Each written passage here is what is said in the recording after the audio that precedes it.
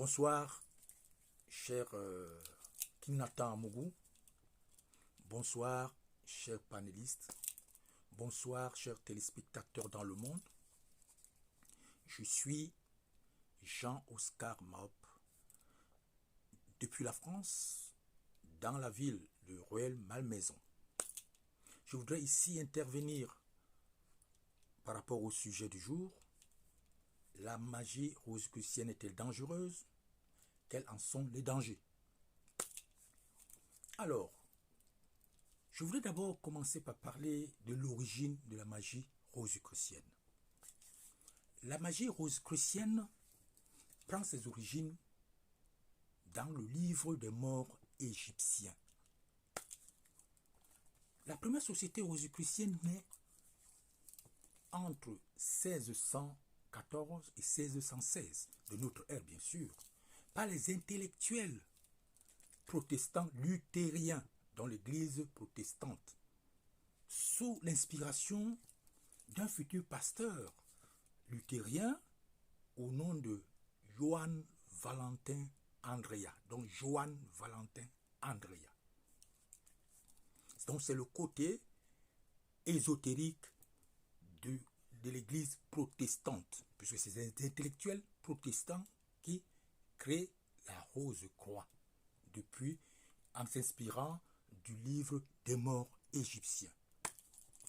Et ensemble, ils ont donc fait 3 manifestes, donc 3 livres, dont les noms sont l'appel de la fraternité Rose-Croix, les noces alchimiques de Christian Rose-Croix et la confession de la Rose-Croix, de la fraternité Rose-Croix.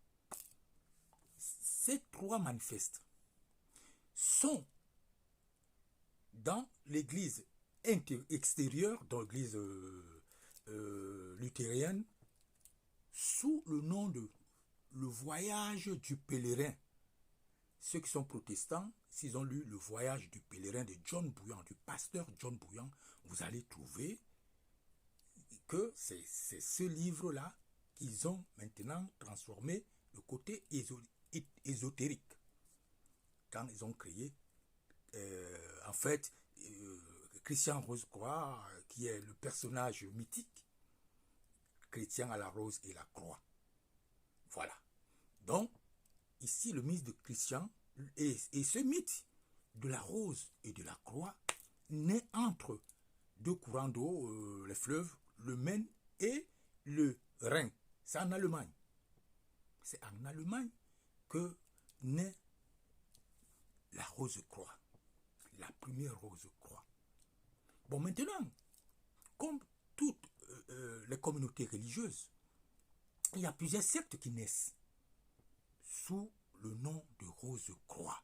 Comme chez les catholiques, vous avez catholique romain, catholique machin, vous avez les Ephrata là-dedans, catholique libéral. Chez les protestants, vous voyez UCBC, machin, ainsi de suite. Même chez les musulmans, il y a plusieurs sectes. Pour maintenant identifier la dangerosité, c'est compliqué. C'est compliqué pourquoi? C'est compliqué parce qu'il faut, comme c'est des récupérations, c'est chacun à travers. Vous voyez bien que ici, Johann Valentin Andrea, il imagine le livre des morts qu'il a lu et imagine comment il peut faire ça en créant donc une rose-croix. Donc, les écoles où c'est une école, ou ça peut être une école, ça peut être un mouvement ésotérique, chacun donne le nom qu'il veut donner. Mais c'est à travers le livre des morts. Et ces intellectuels, quand ils ont eu des problèmes avec les catholiques, il fallait qu'ils trouvent quelque chose. Et c'est là où vous allez voir les Francis Bacon, les Shakespeare, tout ce monde-là, ils se sont retrouvés dans ce mouvement-là. La Rose-Croix. Et après, il y a eu donc des divisions de Rose-Croix. Vous verrez Rose-Croix Morgue, Rose-Croix Marseillais, Rose-Croix d'or, Rose-Croix ci, Rose-Croix ça. Pour parler de la dangerosité, il faut donc qu'on se voit quelle Rose-Croix pratique quoi. Parce qu'au début, c'est le livre des morts égyptien. On ne voit pas le danger. On ne voit pas de danger là-dedans. Mais comme chaque être humain, nous sommes des humains, Il y a des récupérations pour des buts égoïstes. Il y a donc des Rose-Croix qui ont utilisé ou qui continuent à utiliser le livre des morts des Égyptiens, comme les chrétiens. Vous voyez, tout vient du christianisme, hein, même on voit bien que le chrétien a la rose et à la croix.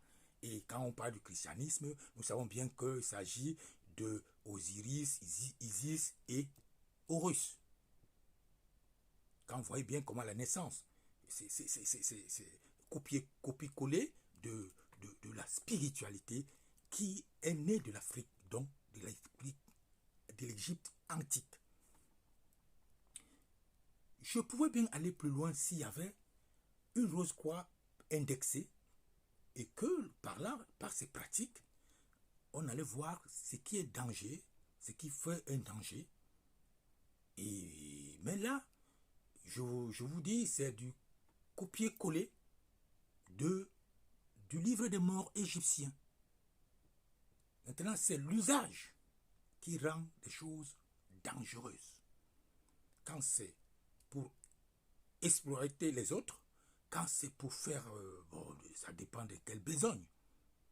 Mais Rose-Croix, c'est comme l'islam qui a plus de 300 sectes dedans. C'est comme d'autres mouvements qui ont plus de sectes dedans, comme le bouddhisme qui a plusieurs à l'intérieur. Au cours du débat, nous allons essayer de voir. Mais voilà un peu ce que je voulais présenter, l'origine de la Rose-Croix. Et puis, c'est manifeste, parce que par là, on peut voir si c'est dangereux. De lire les 3 livres-là, vous allez les voir chez ceux qui sont protestants, le voyage du pèlerin de John Bunyan, le pasteur John Bunyan. C'est ça, les 3 livres-là qui sont là-dedans. Donc, à l'église, on parle de voyage du pèlerin. Dans les écoles ésotériques, on vous parlera de l'appel de la fraternité rose, quoi, machin, machin. Ben, c'est le même message. Maintenant, c'est l'utilisation qu'on va voir qui utilise mal. Comme il y a plusieurs roses-croix, moi je vous parle donc de la dangerosité, c'est le côté non libérateur. Parce que c'est pour le salut des âmes. Et alors, c'est quand ça ne cadre pas avec le salut des âmes, ça devient dangereux. Merci.